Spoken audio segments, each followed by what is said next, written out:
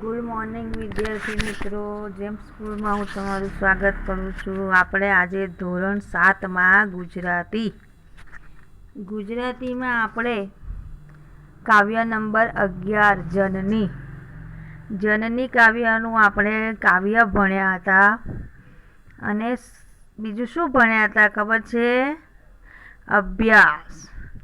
તમારે શબ્દ સમજૂતી લખવાની હતી, મેં તમને કીધું હતું. અને પછી આપણે અભ્યાસ પણ ભણ્યા હતા, બરાબર.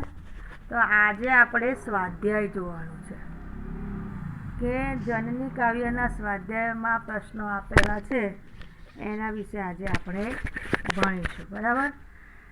તો એમાં આ કાવ્યની અંદર સ્વાધ્યાયમાં આપણને આપેલા છે 6 પ્રશ્નો. એ 6 પ્રશ્ન આજે આપણે ભણવાના છે.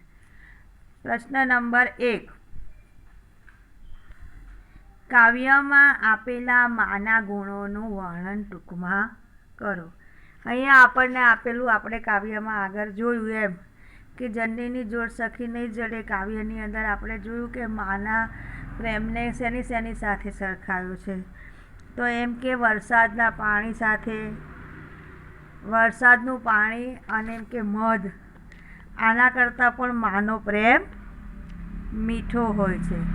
પછી આપણને બીજું એક ઉદાહરણ આપ્યું કે ચંદ્રમાની ચાંદની, એમ કે જેવી રીતે ચાંદની, એમ કે ચંદ્ર જેવી રીતે ચંદ્ર છે એને એમ કે શીતળતા બધાને આપે, પણ માનો જે પ્રેમ છે એ બધા એના કરતાં પણ વધારે શીતળતા આપે છે. પછી એમ કે આપણને વરસાદ સાથે સરખાવ્યું છે કે વરસાદ તો કોક વખત આવીને બંધ થઈ જાય, પણ માનો પ્રેમ હંમેશને માટે બારે માસ હંમેશને માટે પોતાના બાળક સાથે હોય છે, એવું આપણને કાવ્યમાં આપણે જોયું હતું.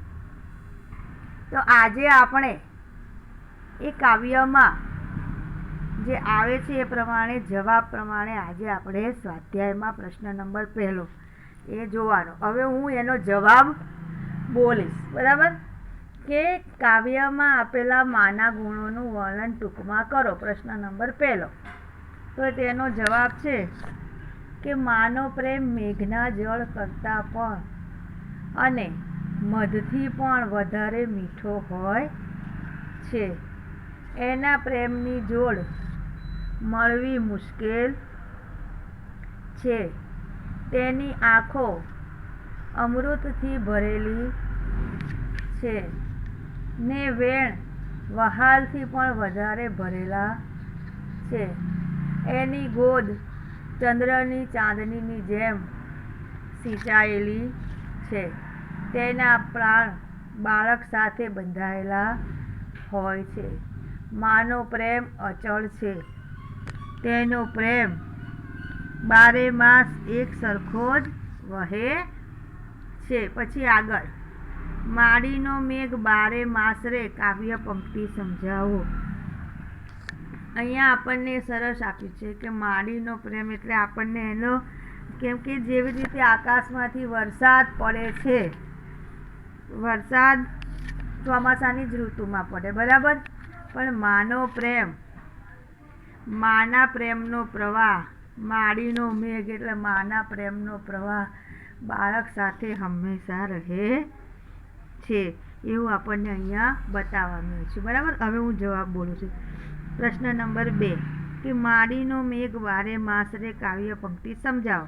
તો આકાશના મેઘ તો એકાદ ઋતુમાં જ વરસે છે ને ચાલ્યા જાય છે, પણ માનો પ્રેમરૂપી મેઘ તો બારે માસ વરસતો રહે છે. માં બાળક ઉપર હંમેશા પ્રેમ વરસાવતી જ રહે છે. હવે આગળ, નીચેના વાક્યોના નીચે આપેલા શબ્દો જેવા ઉચ્ચારવાળા શબ્દો કાવ્યમાંથી શોધીને લખો, બરાબર. અહીંયા આપણને આપેલું છે માતા, સ્વડ્ય, પ્રાણ અને માસ, એવું આપણને આપેલું છે ને. તો આપણે જો શું કહે છે કે માત, સ્વડ્ય, પ્રાણ અને માસ, તો એની અંદર આપણે એક પ્રશ્ન રહી ગયો, સોરી હા, કે પ્રશ્ન નંબર 2, નીચેના શબ્દોનો વાક્યોમાં પ્રયોગ કરો. પ્રશ્ન નંબર 2 એ રહી ગયો. હવે હું એનો જવાબ બોલું છું કે અહીંયા પ્રશ્ન નંબર 2 આપેલો છે કે નીચેના શબ્દોનો વાક્યોમાં પ્રયોગ કરો. તો એમાં અમી, હેલ, વ્યોમ અને દોહલું એટલા 4 શબ્દો આપેલા છે. તો આપણે 4 શબ્દોમાં જે વાક્ય બનાવીએ એમાં 8 શબ્દ આવવા જોઈએ. હું એક શબ્દ બોલું છું, જોજો કે માની આંખોમાંથી હંમેશા અમી વરસે છે. પહેલું, માની આંખોમાંથી હંમેશા અમી જ વરસે છે. બીજું, હેલ, આજે પણ ગામડામાં પાણીની હેલ ભરીને જતી પનહારીઓ જોવા મળે છે. આજે પણ ગામડામાં પાણીની હેલ ભરીને જતી પનહારીઓ જોવા મળે છે. નંબર 3, વ્યોમ, રાત્રે તારાઓથી ભરેલું વ્યોમ ખૂબ જ સુંદર લાગે છે. વ્યોમ એટલે આકાશ. રાત્રે તારાઓથી ભરેલું વ્યોમ ખૂબ જ સુંદર લાગે છે. નંબર 4, દોહલું, તો માનો પ્રેમ દેવો માટે દોહલો છે. શું લખવાનું? માનો પ્રેમ દેવો માટે દોહલો છે. પછી આગળ હવે આપણે જે હમણાં હું બોલી હતી ને એ કે પ્રશ્ન નંબર 3, નીચે આપેલા શબ્દો જેવા ઉચ્ચારવાળા શબ્દો કાવ્યમાંથી શોધીને લખો. વિદ્યાર્થી મિત્રો, આપણને અહીંયા 4 શબ્દો આપેલા છે: માત, શૌર્ય, પ્રાણ અને માસ. તો આપણે માતની સામે આવશે જાત. માત તો જાત. શૌર્ય, જોડ, કોડ. શૌર્યમાં શું આવશે? જોડ, કોડ. પછી પ્રાણ તો લણ. લહાણ આપ્યું છે ને, પ્રાણ તો લહાણ. અને માસ તો ઉજાસ. આમાં શું મિનિંગ થાય છે એ નથી જોવાનું, પણ બોલતી વખતે સરખી રીતે બોલાય એવા શબ્દો લેવાના છે. બરાબર? ફરી બોલું છું. માત તો જાત, શૌર્ય તો કોડ, જોડ, પ્રાણ તો લાણ અને માસ તો ઉજાસ. હવે અહીંયા આપણને બીજો એક પ્રશ્ન આપેલો છે કે નીચે આપેલા શબ્દોમાં માટે કાવ્યમાં વપરાયેલા શબ્દો શોધીને લખો. શું કીધું છે કે નીચે જે શબ્દો આપેલા છે એ શબ્દોમાંથી કાવ્યમાં જે શબ્દો આપેલા છે એ શબ્દો શોધીને લખો. એમાં પ્રશ્ન નંબર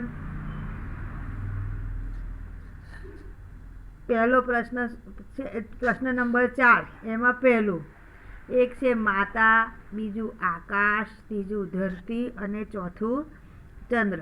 હવે આપણે આ 4 શબ્દો છે, આ 4 શબ્દો માટે કાવ્યમાં કયા કયા શબ્દો વપરાયેલા છે એ શોધીને લખવાનું છે. પહેલું આપ્યું છે માતા.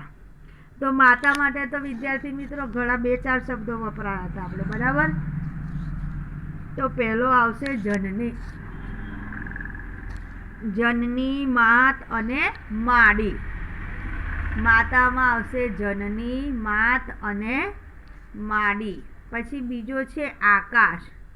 તો આકાશની અંદર શબ્દ આવશે વ્યોમ, ઉપર આપેલો છે તે. આકાશ માટે કયો શબ્દ આવશે? વ્યોમ. ત્રીજો શબ્દ છે ધરતી. તો ધરતી માટે શબ્દ આવશે ધરણી. ધરતી માટે કયો શબ્દ આવશે? ધરણી. પછી ચોથો શબ્દ છે ચંદ્ર. તો ચંદ્ર માટે શબ્દ આવશે શશી અને ચંદા. પછી પ્રશ્ન નંબર 5, સૂચવ્યા મુજબ કરો. નીચેનામાંથી માતા કોના કરતાં ચડિયાતી બતાવી છે તે શબ્દના અક્ષરો અલગ તારો. જો અહીંયા આપણને આ શબ્દો આપેલા છે કે આ નીચેના જે શબ્દો આપેલા છે એ શબ્દો કરતાં માતા કોના કરતાં અલગ ચડિયાતી બતાવી છે એ વિશે આપણે લખવાનું રહેશે. બરાબર. તો અહીંયા આપણને આપેલો છે જંગલ, ધરતી, જમના, ગંગા, સૂરજ, ચંદ્ર, તારા, વરસાદ, વાવાઝોડું, સુનામી, ધરતીકંપ અને મધ. આપણને વિદ્યાર્થી મિત્રો આટલા શબ્દો આપેલા છે. આ શબ્દોમાંથી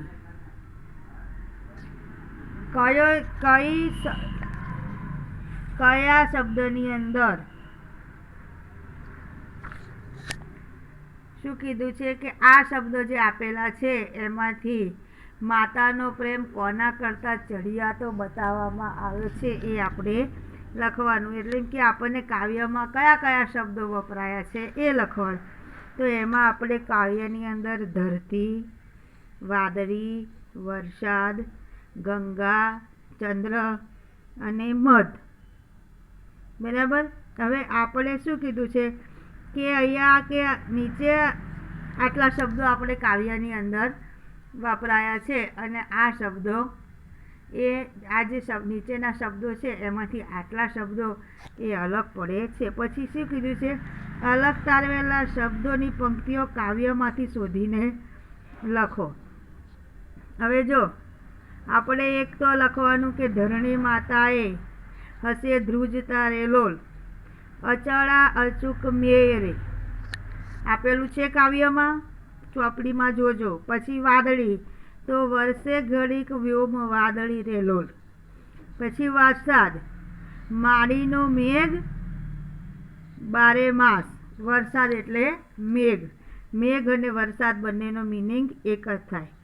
પછી ગંગા તો ગંગાના નીર તો વધે ઘટે રેલોલ પણ સરખો છે પ્રેમનો પવાહ રે. બરાબર. પછી આપણને આપ્યું છે ચંદ્ર તો ચડતી ચંદાની દિશે ચાંદની રેલોલ એનો નહીં આથમે ઉજાસ. પછી આપેલું છે મધ મીઠા મધુ ને મીઠા મેહુલા રેલોલ તેથી મીઠી છે મોરી માતી. જો વિદ્યાર્થી મિત્રો હું તમને એક સૂચના આપું કે આ જે શબ્દો આપેલા છે પ્રશ્ન નંબર 5માં પહેલો કે નીચે આપેલા માતાને કોના કરતાં ચડિયાતી બતાવી છે એ શબ્દો અલગ તારવીને લખો. તમે અહીંયા શબ્દો લખી દીધા: ધરતી, વાદળી, વરસાદ, મેઘ, ગંગા, ચંદ્ર અને મધ. બરાબર છે. આટલા વરસાદ તમે આ વરસાદ જે શબ્દ છે ને એની કૌંસમાં મેઘ કરી દેજો એટલે આપણને તમને ખબર પડે. આ શબ્દો તમે અલગ તારવ્યા એટલે અલગ લખી દીધા. પછી તમારે કાવ્ય પંક્તિ જોવાની. કાવ્ય પંક્તિની અંદર પુસ્તક તમારું કાઢવાનું. પુસ્તકની અંદર એટલા શબ્દો આપેલા છે અને એના વિશેની કાવ્ય પંક્તિ પણ આપેલી છે. એ તમારે કાવ્ય પંક્તિ જે શબ્દનું જે પ્રમાણે નામ આવતું હોય એ પ્રમાણે કાવ્ય પંક્તિ લખી દેવાની. પહેલાં ધરતી, પછી વાદળી, વરસાદ, ગંગા, ચંદ્ર અને મધ. બરાબર. એવી રીતે તમારે એની કાવ્ય પંક્તિઓ લખી દેવાની. પછી આગળનો પ્રશ્ન કે આ કાવ્ય પંક્તિઓનો ભાવાર્થ સમજાવો. પછી તમારે શું કરવાનું છે કે એ કાવ્ય પંક્તિ નથી લખવાની, ખાલી ડાયરેક્ટ કાવ્ય પંક્તિનો ભાવાર્થ જ લખી દેવાનો રહેશે. કાવ્ય પંક્તિનો ભાવાર્થ જ તમારે લખવાનો. કાવ્ય પંક્તિ તો આપણે ઉપર લખી, હવે એનો ભાવાર્થ. કાવ્ય પંક્તિનો ભાવાર્થ લખો એવું લખવાનું થાય એટલે આપણે કાવ્ય પંક્તિ પૂર્ણ કરીએ છીએ ને એવી રીતે ધરણી માતાએ પછી છેલ્લે લખવાનું એથી મીઠી રે મોરી માત. ત્યાં સુધી આપણે ડેશ કરીને લખીએ છીએ એવી રીતે લખી અને પછી લખવાનું કે આ કાવ્યનો ભાવાર્થ લખો. એટલે એવી રીતે તમારે ભાવાર્થ લખી દેવાનો. હવે હું ભાવાર્થ બોલું છું. બરાબર. 2 વાર બોલીશ. ધરતી માતા પણ ક્યારેય ધ્રુજી ઉઠતી હશે પણ માં ક્યારેય ચલિત થતી નથી. વાદળી તો ઘડીક વરસીને જતી રહે છે, પણ માતૃ પ્રેમરૂપી મેઘ તો બારે માસ વરસે છે. ગંગાના પ્રવાહમાં તો વધઘટ થતી જ રહે છે, પણ જનનીના પ્રેમનો પ્રવાહ હંમેશા એક જ સરખો રહે છે. ચંદ્રની ચાંદનીમાં વધઘટ થાય છે, પણ જનનીના પ્રેમનો ઉજાસ ક્યારેય અસ્ત થતો નથી.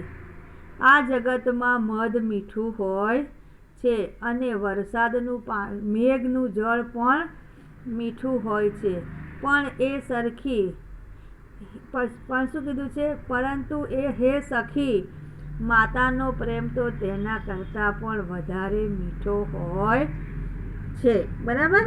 ફરી બોલું, બીજી વાર બોલું છું કે ધરતી માતા પણ ક્યારેય ધ્રુજી ઉઠતી હશે, પણ માં ક્યારેય ચલિત થતી નથી. વાદળી તો ઘડીક વરસે ને જતી રહે છે, પણ માતૃપ્રેમ રૂપી મેઘ બારે માસ વરસતો રહે છે. ગંગાના પ્રવાહમાં તો વધઘટ થતી રહે છે, પણ જનનીના પ્રેમનો પ્રવાહ હંમેશા એક જ સરખો રહે છે. ચંદ્રની ચાંદનીમાં વધઘટ થાય છે, પણ જનનીના પ્રેમનો ઉજાસ ક્યારેય અસ્ત થતો નથી. જગતમાં મધ મીઠું હોય છે અને મેઘનું જળ પણ મીઠું હોય છે, પણ હે સખી, માતાનો પ્રેમ તેનાથી પણ વધારે મીઠો હોય છે. હવે શું કીધું છે જુઓ, કે તમે જે આ લખ્યું એને એક પેરેગ્રાફ બનાવવાનો, આખો ફકરો.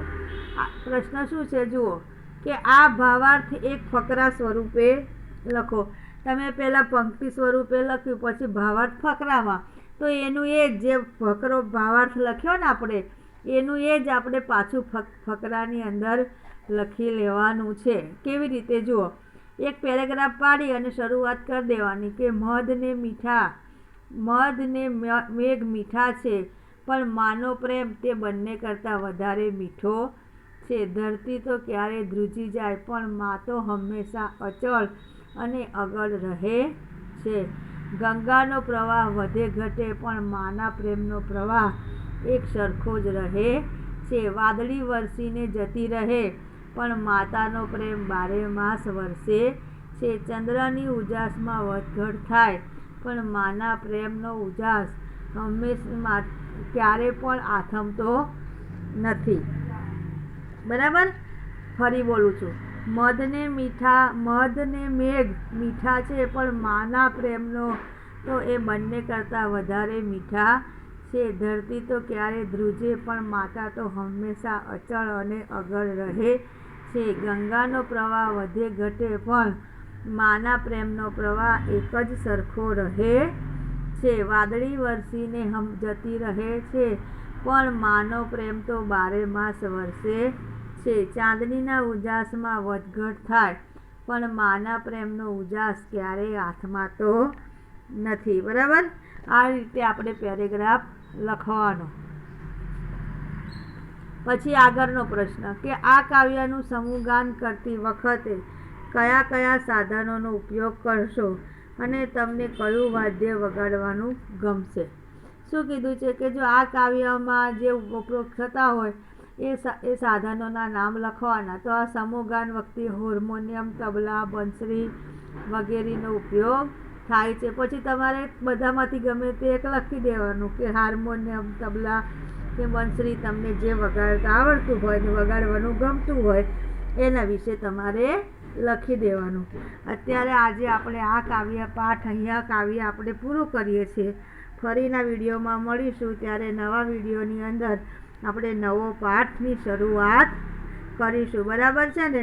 તો તમારે જે લખવાનું છે એ વ્યવસ્થિત રીતે લખજો, અને સમજ ના પડતી હોય તો પછી તમે મને કહેજો. બરાબર છે? નહીં સમજણ પડે એવું તો બનશે જ નહીં. મને એટલી આશા છે કે હું જે ભણાવીશ એમાં મારા બાળકોને સમજણ પડશે. બરાબર છે? સારું તારે ચલો મૂકું.